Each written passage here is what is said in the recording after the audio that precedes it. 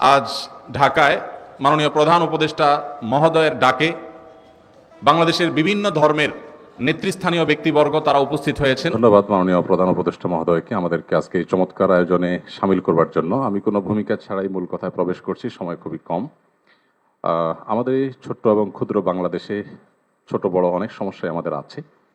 আমাদের এখানে গ্রাম থেকে শহরে ভাই ভাই যে কলহ হয়, কোন্দল হয়, সেটা পৃথিবীর অনেক দেশে কিন্তু হয় না। এই বাস্তবতাকে আমরা মনে হয় কেউই অস্বীকার করতে পারবো না। আমাদের এখানে যে রাজনৈতিক কোন্দল হয়ে আসছে 50 বছর ধরে, পৃথিবীর অনেক দেশেই কিন্তু সেটি হয় না। আমাদের অন্য যত কলহ, কোন্দল, অসম্প্রীতি এ জাতীয় যে সকল বিষয় আছে যেগুলোর আমরা সবাই সমাপ্তি কামনা করি, সেগুলোর সাথে যদি আমাদের দেশের ধর্মীয় সম্প্রীতিকে আমি তুলনা করি, আমি এদেশের একজন নাগরিক হিসাবে আমি মনে করি যে আমাদের রাজনৈতিক কলহ, ব্যক্তিগত কলহ, পারিবারিক কলহের তুলনায় আমাদের দেশের ধর্মীয় কলহ উল্লেখ করবার মতো আছে বলে আমার কাছে মনে হয় না। অবশ্য এটি আমার মনে হওয়া না হওয়াতে কিছু আসে যায় না। এটি আমাদের সম্মানিত অন্য ধর্মাবলম্বী যে সমস্ত আমাদের বন্ধুরা আছেন, ভাইরা আছেন, শ্রদ্ধেয় ব্যক্তিবর্গ আছেন, এটি তাদের আমার মনে হয় বলতে হবে। আমি শুধু এটুকু বলবো যে 5ই আগস্ট আমার ফেসবুক পেজে কয়েক মিলিয়ন ফলোয়ার্সকে লক্ষ্য করে আমি একাধিকবার লাইভে এসেছি, যেটা আমার দীর্ঘ 10-12 বছরের সোশ্যাল মিডিয়ার ইতিহাসে কখনো আসেনি। প্রত্যেকটি লাইভে আমি চেষ্টা করেছি এদেশের সর্বশ্রেণীর সাধারণ মুসলমান সহ অন্যান্য ধর্মাবলম্বীদেরকে শান্ত রাখবার আহ্বান করার জন্য। চট্টগ্রামে যখন আইনজীবী আলিফ হত্যাকাণ্ড ঘটলো, সাথে সাথে আমি আমার দায়িত্ব থেকে নিজে এবং অন্যান্য আলেমুল আমাদের সাথে কথা বলেছি। আমি যতটুকু জানি এখানে অনেক সিনিয়র ব্যক্তিবর্গ আছেন, ওলামা একরাম আছেন। এদেশে ওলামা একরাম সবসময় সম্প্রীতি এবং শান্তি বজায় রাখার জন্য তারা কাজ করে চলেছেন।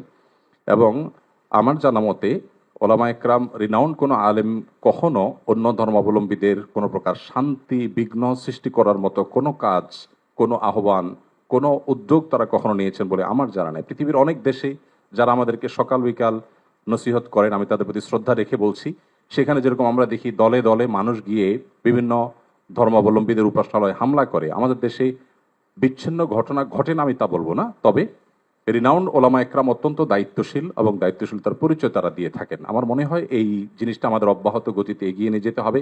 আমি আমাদের অন্য ধর্মাবলম্বী যে বন্ধুরা আছেন, ভাইরা আছেন, তাদেরকে বলবো প্রপাগান্ডায় আমরা যেন কোনোভাবে কান না দেই।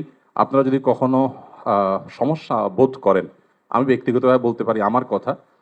5ই আগস্টে একটি হিন্দু পরিবার একজন মেজরের মাধ্যমে আমার সাথে যোগাযোগ করেছিলেন। আমি আমার সাধ্য অনুযায়ী তাদের নিরাপত্তার জন্য আমাদের যে সমস্ত ভাই বন্ধু আছে তাদের দিয়ে খুলনার একটি জায়গায় আমি ব্যবস্থা করেছি। আমার মনে হয় বাংলাদেশের যত বড় মাদ্রাসা আছে এখানে সব নেতৃত্বশীল ওলামা একরাম আছেন।